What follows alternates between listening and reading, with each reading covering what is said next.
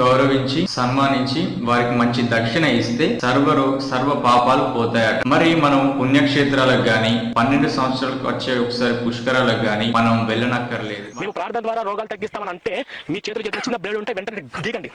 గీతోటి రక్తం వస్తుంది కదా, నువ్వు ప్రార్థన చేసుకో, ఆ రక్తం లేకుండా నయం చేసుకో, మేము నమ్మి చర్చకొస్తామని చెప్పండి. శ్రీ నారద మహాపురాణం. హోమం చేయగా పాము చేత మరణించిన వాడు బ్రతికేస్తాడట. పాము కరచి మరణించిన వాడి చెవిలో మంత్రం చదివి గాని దండం చేసి శిరస్సున కొట్టి గాని లేపవచ్చట. అయితే మీ హిందువులందరూ ఇది చేసి చూపించండి. పాము కరిచిన వాడు హాస్పిటల్కి వెళ్ళడం ఎందుకండి? హోమం చేస్తే లేకుంటే దండం చే కొట్టి మరి లేపి చూపించండి. మాకు జ్వరం పోవాలంటే ఆదివారం అష్టోత్తర సహప్రదం జరిపించండి. మరి టాబ్లెట్స్ వేసుకోవడం ఎందుకండి? ఆ హోమం చేసి జ్వరాన్ని పోగొట్టొచ్చుకో. హాస్పిటల్ కు వెళ్ళడం ఎందుకు? దిగంబరుడై వెంట్రుకలను విరబూసుకొని రాత్రి పూట శ్మశానమున 10,000 జపిస్తే సర్వసిద్ధులు ప్రాప్తిస్తాయట. దిగంబరుడై శ్మశానాన తన రేతస్సు చేత ఇక నేను ఇవి మాటలాడలేని చెప్పలేనండి. మీరు ఇలాంటివన్నీ చేస్తున్నారండి. అర్ధరాత్రి దిగంబరుగా ఉండి చేతబడులు లాంటి పూజలు చేస్తే అమ్మాయిలను ఆకర్షించుకోవచ్చట. ఇదేనా మన భారత స్త్రీకి ఇచ్చే విలువ పురాణంలో? అదే విధంగా ఆవాలు మిరియాలతో హోమం చేస్తే స్త్రీలు కామవాంఛతో వచ్చేస్తారట.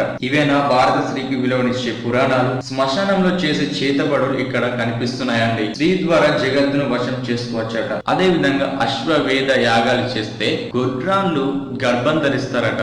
మీరందరూ ఇటువంటి యాగాలు చేసి గుడ్రాన్లుగా ఉన్న స్త్రీలకు తల్లి అయ్యే అవకాశం కల్పించండి. బ్రాహ్మణులకు మంచి దక్షిణ ఇచ్చి నమస్కారం పెడితే పురుషుడు గాని స్త్రీ గాని సౌభాగ్యం పొందుతారట. మీరు అందరూ పూజ చేసి మన ఇండియాను సౌభాగ్యాన్ని మీరు ఎందుకు కల్పించడం లేదు?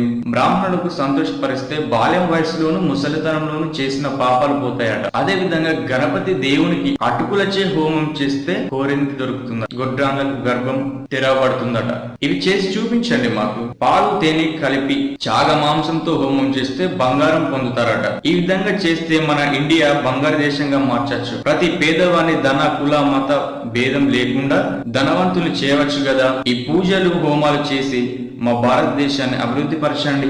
వీళ్ళ మాట వినకపోతే నరకం అని యముడు అని మనల్ని భయపెడుతున్నారండి. పురుషులను మోహింప చేయడానికి మోహిని సృష్టించడట. ఇదేంటి సార్? కామవాంఛ పుట్టించడానికి దేవుడు ఇలా చేయడం ఏంటి సార్? 3000లో హోమాలు చేస్తే సర్వరోగాలు పోతాయట. ఆవాలు తేరిని సమిదలచే హోమం చేస్తే సర్వరోగ నివారకమాట. ఇవి మాకు చేసి చూపించండి సార్. దదిక్షీర మధుఫూత మగులకు లాజ హోమం చేస్తే అన్ని రోగాలు పోయి 100 సంవత్సరాలు జీవిస్తారట. అట్లయితే పుట్టిన ప్రతి వాడు అలా చేస్తాడు కదా. శ్మశానమున నల్లటి రాత్రి అందు కుమారి చేత మర్దన చేయించి మంత్రాలు జపిస్తే జనులు వశం అయిపోతారట.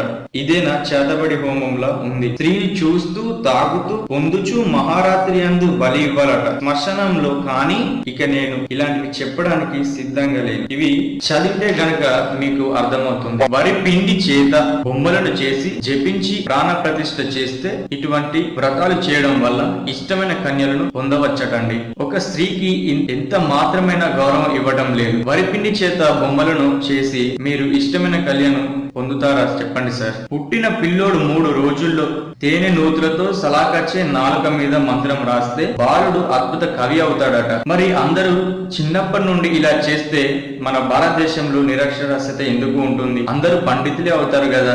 గాన పత్యం సంయోజనం చేసి 1,00,000 జపం చేస్తే మహాగణపతి దేవుని చూడగలడు. ఈ 1,00,000 జపం చేసి ఈ గణపతి దేవుని మాకు దయచేసి చూపించండి సార్. నిజమైన హిందువులారా, కొంతమంది దొంగ హిందువులారా, మీ గుళ్ళకు వస్తే మత ప్రచారం చేస్తున్నారు అంటారు. మరి మా చర్చిలకు వచ్చి మాపై దాడులకు దిగుతున్నారు.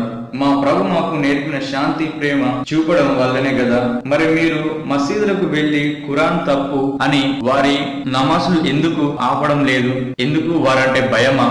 బైబిల్ చెప్పేది ఏంటంటే మత ప్రచారం కాదు, పూజలు వ్రతాలు పైపై జీవితం కాదు. ప్రతి మనిషిలో ఉన్న ప్రభువును గుర్తిరిగి విశ్వాసంతో ప్రార్థన చేస్తే యేసు ప్రభు చిత్త ప్రకారం అద్భుతాలు జరుగుతాయి. క్రైస్తవులు పాస్టర్లు సొంతంగా చేసేవి కావు, దేవుని చిత్తానుసారంగా జరిగే కార్యాలు ఇవి. బైబిల్లో అపోస్తులు చేసి చూపించారు. ఎందుకు నమ్మలేకపోతున్నారు? డబ్బాలు కొట్టుకొని విషం తాగితే అది దేవుణ్ణి శోధించినట్టు అలా మేము ఎప్పుడు ఎప్పుడు చేయం. అద్భుతాలు సూచక్రియలు అనేవి మనిషి వలన కాదు, మనిషి దేవుణ్ణి విశ్వసించడం వల్ల దేవుడు చేసే కార్యాలవి. అది దేవుని కృప వలనే జరుగుతుంది. బ్రాహ్మణులను గౌరవించి సన్మానించి వారికి మంచి దక్షిణ ఇస్తే సర్వ పాపాలు పోతాయట. మరి మనం పుణ్యక్షేత్రాలకు గాని 12 సంవత్సరాలకు వచ్చే ఒకసారి పుష్కరాలకు గాని మనం వెళ్ళనక్కర్లేదు, వాటి కోసం ఎదురు చూడనక్కర్లేదు. వారికి బంగారు హంసలను ఇస్తే సర్వ పాపాలు పోతాయట.